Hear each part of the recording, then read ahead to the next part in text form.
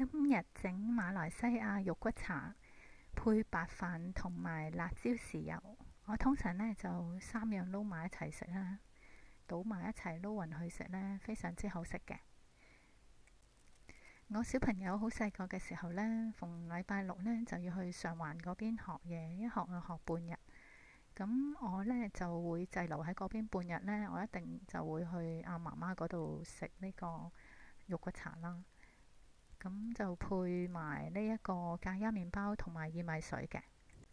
我仲記得阿老闆好似好好意咁樣呢，聽到我喺度商量緊好唔好買個咖椰包拎俾小朋友放學食，咁佢呢就送埋俾我嘅。嗰次我冇買到，咁好可惜啦。而家間鋪頭呢已經執咗笠噶啦，咁唯有自己整嚟食啦。肉骨茶包呢喺印度嗰間印尼食品鋪有得賣啦，一啲賣東南亞食品嘅地方有得賣啦。阿信屋啦、裕華啦、City Super 都有嘅。咁呢隻田師傅呢就有分香濃同唔香濃喎，咁我就梗係買香濃啦。咁佢後面呢都有教點煮嘅，咁個水分可以照跟佢啦。咁你睇幅圖呢，佢有落菇類嘢落去嘅。咁但係我以前呢喺阿媽媽嗰度食呢，就冇菇㗎。咁我想煮翻嗰種味啦，所以我就唔落菇嘅。咁而家呢，就落15毫升嘅水，就落2細包呢一啲茶包啦。咁就首先煲咗佢30分鐘先嘅。咁呢，首先就切咗啲薑片先啦，仲要預備啲葱洗乾淨佢呢，即係薑葱愛嚟幫啲豬骨飛水嘅。咁仲有3大粒蒜頭啦，就去皮。而家呢，就煲滾咗半煲水啦，落2片薑、2條葱落去啲水度。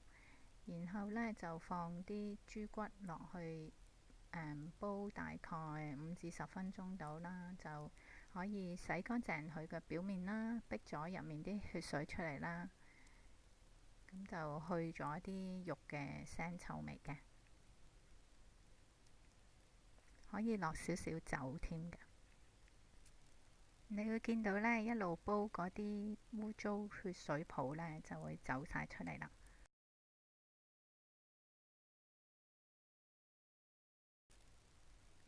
呢個時候就滗起啲豬骨，然之後沖洗乾淨啲血水佢，等陣間呢就可以愛嚟煲湯㗎喇。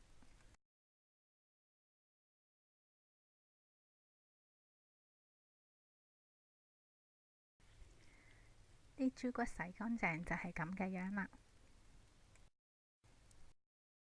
肉骨茶包已經煲咗30分鐘，咁我就落埋啲豬骨落去啦。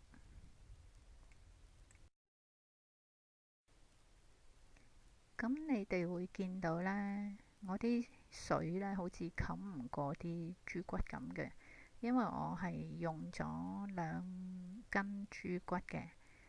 咁你哋就唔好學我用咁多啦，1斤就得㗎啦。所以我嗰個份量嗰度我都係寫1斤啦。如果15毫升水嘅話，因為浸唔過呢啲味有時入唔到㗎嘛，要成日反佢咯。跟住就落埋啲蒜頭同埋薑，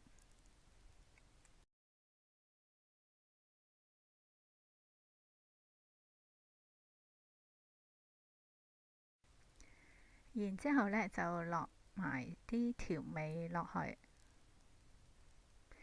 調味就係生抽啦、老抽啦、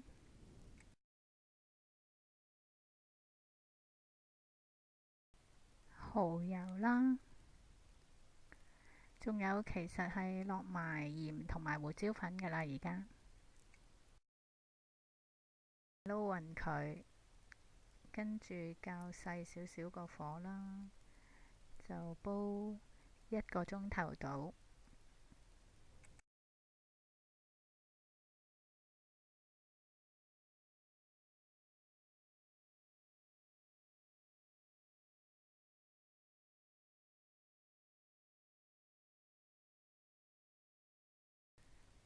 咁而家啲肉骨茶煲緊，我哋就可以處理呢一個豆卜啦。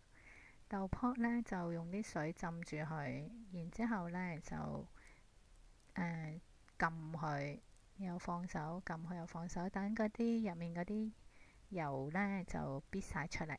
咁如是者就整幾次。啲豆卜呢，就如果太大力呢，都係會爛嘅，咁就小心啲啦。洗乾淨啲豆卜之後呢，就一開二咯。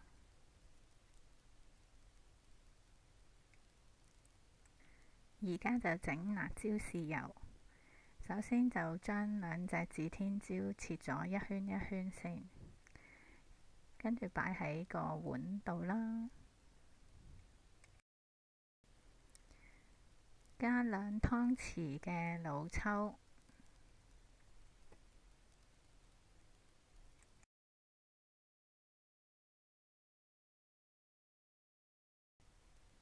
，1湯匙嘅生抽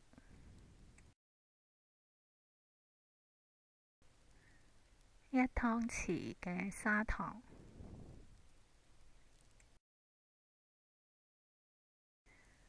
半湯匙嘅食水，然之後撈勻佢，擺埋一邊，陣間就可以用嚟撈飯食或者點肉骨食㗎喇。而家已經煲咗1個鐘頭啦，我會落埋啲豆卜落去啦，然之後會再煲半個鐘嘅。咁呢個時候可以翻一翻啲肉骨啦，啲湯料啦。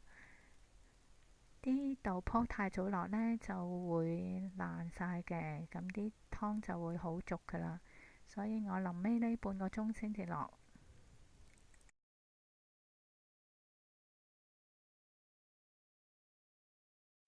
吸蓋再煲半個鐘。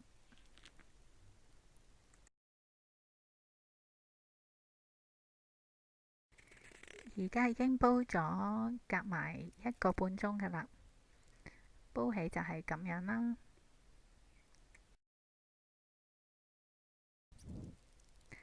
我最後呢係會將啲白飯倒埋落去啲肉骨茶度，再將啲辣椒豉油呢倒晒落去撈埋食嘅。我覺得咁樣係最好食嘅。而呢個味道呢，亦都係同媽媽嗰邊嗰個味道係幾乎一樣嘅。你哋都可以試下。多謝收睇，如果鍾意呢個 video 呢，記得 subscribe 喎。拜拜。